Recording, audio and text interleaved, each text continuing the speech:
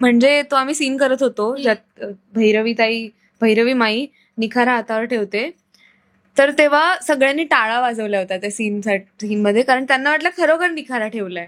माझे माहेर पंढरी, माझे सासर पंढरी. आता माझ्याकडे माझ्या शोकेस मध्ये सध्या 17 गोल्ड्स आहेत. नाईस खरंच चांगलंय. त्यामुळे ऑब्वियसली मी कधी एक्सपेक्ट पण केलं नव्हतं.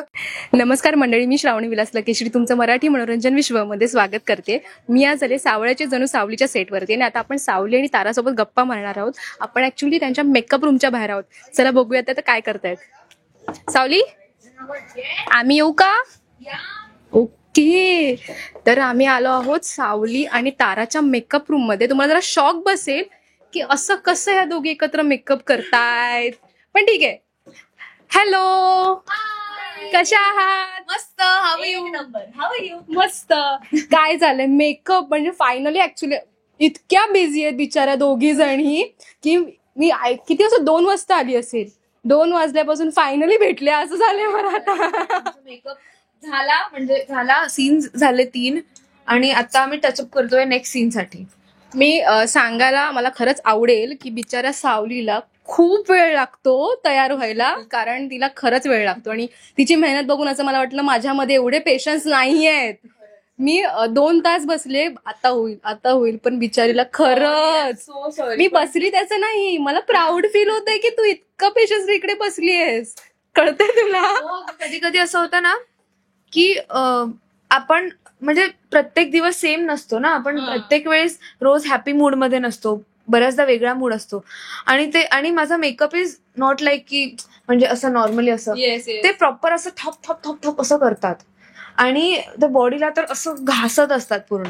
त्यामुळे खूप कधी कधी चिडचिड होते, पण तरी आपल्याला करायचंय गप्पा बसून. तर मी ते एक्सेप्ट केलंय आता. पण ऍक्च्युली आम्ही दोघं बाहेर हेच बोलत होतो की हिला खरंच एवढा वेळ लागतो आणि आपण जर त्या ठिकाणी असतो तर आपल्याला किती त्रास झाला असता. आम्ही ते इमॅजिन करत होतो, म्हणून आम्हाला त्रास नाही झालाय की आम्ही इतका वेळ थांबलो त्याचा, कारण ऑब्व्हियस आहे काम आहे तर ते होतं, अपडाऊन होतं. त्यामुळे बाकी काय म्हणते, फायनली तुला चटका बसला पुन्हा हिच्यामुळे तुला चटका. तो चटका मी धुतला, ऍपल धुताना चटका धुतला. मग कसं वाटतंय चटका मिळाल्यावर? खूप. अरे म्हणजे तो आम्ही सीन करत होतो ज्यात भैरवी माई निखारा हातावर ठेवते. तर तेव्हा सगळ्यांनी टाळा वाजवल्या होत्या त्या सीन मध्ये, कारण त्यांना वाटलं खरोखर निखारा ठेवलाय. इतकं मी असं ऐकत होते, म्हणजे मी तिथे नव्हते, माझी एक्झिट असते, तर मी नुसतं ऐकत होते लांबून. ऐकतानाच मला जाणवलं ऐकतानाच जाणवलं की म्हणजे किती रिअलिस्टिक केलं असेल तिने. तिच्या आवाजावरूनच जाणवली ती इंटेन्सिटी. नंतर मग तिने सांगितलं की सगळे टाळ्या वाजवत होते. खरंच खूप छान, मस्त. ऍक्च्युली तो मी आजच सकाळी येता प्रोमो बघितला आणि कोइन्सिडन्स काय बघा, मी ट्रेनमध्ये बसलीये आणि असं इन्स्टा ओपन केलं आणि मला पहिला प्रोमो ह्यांचाच दिसला आणि असं झालं की वा, कॉन्टेंट दिसलाय मला. असं विचारायला खूप आवडेल की एवढं गाण्याचं आपला कॉन्टेंट आहे किंवा गाण्या संदर्भातच आहे सिरियल अख्खी, तर तुला खरंच गायला आवडतं का? हो, मला तर आवडतं, पण ताराला अजिबात नाही आवडत. तारा हेट सिंगिंग. पण थँक टू सावली. ऍक्च्युली का माहितीये, कारण तिथे दाखवले तुझं फर्स्ट प्रोमो असं होतं की नाही मला गाणं आवडत नाही, बट आईमुळे जबरदस्ती होते की मला करायचंय आणि ही आहे तिकडे की बाबा तू गाते आणि ही असं फक्त प्रॉम्प्ट म्हणून उभे असं लिपसिंग करते. सो खरंच तुम्हाला दोघींना आवडतं का गायला? हो, म्हणजे आय थिंक ज्यांना म्युझिक आवडतो, ज्यांना डान्स आवडतो, त्यांना प्रत्येकाला गाणं गायलाही आवडतं. मग तू ट्राय कधी केलेस गायला असं? हो,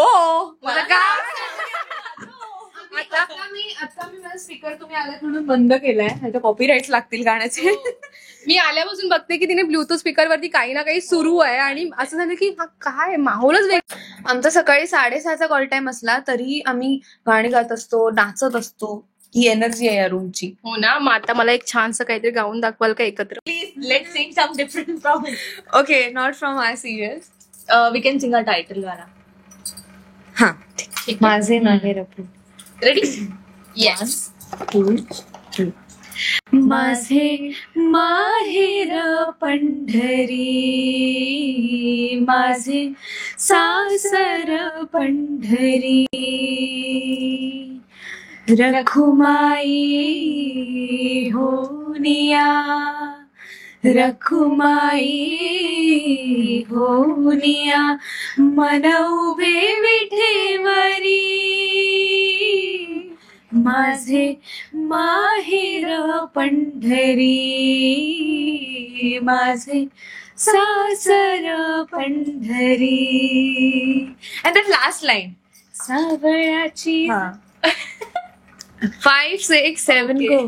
सावळ्याची जणू मी, सावली सावली, सावळ्याची जणू मी, सावली सावली.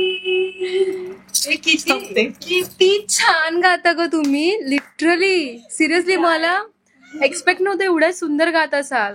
प्रयत्न. आणि दोघींचा आवाज ऍक्च्युली असा मर्ज झाला तिकडे, असं वाटलं नाही की वेगवेगळं आहे ते एक छान वाटलं ते गाताना. ही छानच गाते. पण नाही, तुम्ही दोघींनी खरंच सुंदर गाता. तुम्ही क्लासेस लावले होते का? अजिबात नाही काय बोलता? नाही अजिबात अजिबात नाही. बरं. मग हे सरस्वती बसते.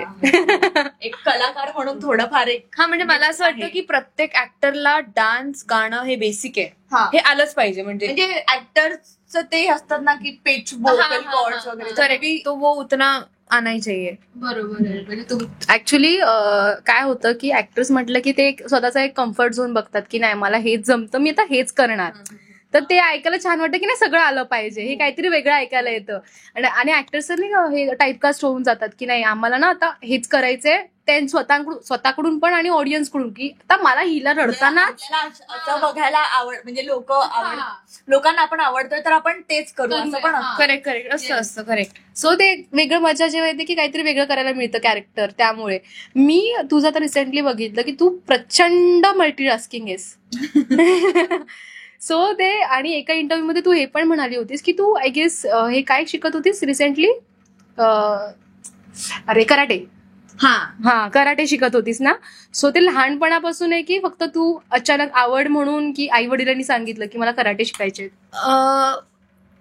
2022 पासून मी म्हणजे मी कराटेचं ब्लॅक बेल्ट कम्प्लीट करण्यासाठी कराटे करते, आणि मी कॉम्पिटिशनचे खेळते, ते किक बॉक्सिंगचे खेळते. आणि 2022 पासून स्टार्ट केलं. तेव्हा मी कोणती सिरियल वगैरे काहीच करत नव्हते. समर वेकेशन चालू होतं, तर झोपा काढत होते. माझ्या पप्पांचं असं झालं की तू एकदा हा जो कॅम्प त्यांचा, माझ्या सरांचं म्हणजे ते क्लासेस आहेत त्यांचे 5 डेजचा फ्री कॅम्प होता, तर ते म्हणाले की तू कॅम्पला जाऊन बघ, ऍटलिस्ट तिथे उभी राहा, बघ काय करतायत झोपा काढण्यापेक्षा. मग मी तिथे गेले, आणि आय डोंट नो, म्हणजे मला स्पोर्ट्स आधीपासून आवडतात, प्रत्येक स्पोर्ट आवडतो मला. तर ते आत होतं म्हणून ते आवडायला लागलं हळूहळू. आणि मी त्या 5 दिवसाच्या कॅम्पमध्ये प्रोग्रेस चांगला केला, त्यामुळे माझ्या सरांनी मला रेकमेंड केलं की तू जॉईन कर क्लासेस. आणि मग मी जॉईन केलं, आणि मग आय थिंक एप्रिलमध्ये जॉईन केलं होतं. मग हळूहळू ह्या 3-4 महिन्यांच्या ट्रेनिंग नंतर मी डिस्ट्रिक्ट लेवल खेळले, तिथे गोल्ड मिळालं मुंबई सिटी तर्फे. आणि त्यानंतर नगरमध्ये स्टेट लेवल कॉम्पिटिशन होती, तिथेही गोल्ड मिळालं.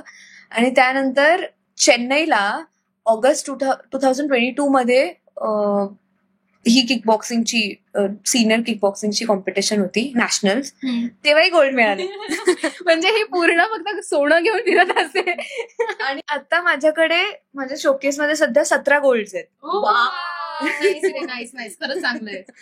त्यामुळे ऑब्वियस मी कधी एक्सपेक्ट पण केलं नव्हतं. मी किक बॉक्सिंग म्हणजे मी सेल्फ डिफेन्स शिकेन हे माझं कन्फर्म होतं, पण किक बॉक्सिंग मध्ये गोल्ड मिळेल असं काहीच. ह्या सगळ्याचं श्रेय माझ्या मम्मी पप्पांना आणि माझ्या सरांना जातं. त्यांनी खूप विश्वास दाखवला, त्यांनी तसं ट्रेन केलं. आणि आता तर मला ऑब्व्हियसली कॉम्पिटिशन खेळायला नाही मिळत, कारण लागलं तर मग प्रॉब्लेम होईल. बट आता माझी जूनमध्ये ब्लॅक बेल्टची एक्झाम आहे, त्यामुळे थोडंसं नर्वसनेस आहे, कारण तयारी करायला वेळ नाही मिळत. आणि ब्लॅक बेल्टची एक्झाम थोडीशी डिफिकल्ट असते, म्हणजे रिटन एक्झाम, ओरल एक्झाम, परत प्रॅक्टिकल एक्झाम सगळं असतं. त्यामुळे म्हणजे बापरे, तू खरंच मल्टीटास्किंग आहे. विचार कर, तुझा जून मध्ये एक तर पावसाळा, पावसाळ्याची सुरुवात, त्यात तुझं शेड्यूल टाईट आहे ऑलरेडी, कारण आता बघतो आम्ही की ऑब्व्हियसली 30 आय गेस ना 31 दिवस असेल तर 31 दिवस, 30 असेल तर 30 दिवस आणि 25 सेम महिना पूर्ण पॅक असतो. सो हेड्स ऑफ तुम्हाला खरंच. नाही खरंच हिला वेळच नाही मिळत. तिला स्वतःच्या गोष्टी करायला पण वेळ नाही मिळत. म्हणजे ग्लॅड की तिला झोपायला वेळ मिळतो थोडाफार. That's it. तो तिची खूप मेहनत आहे.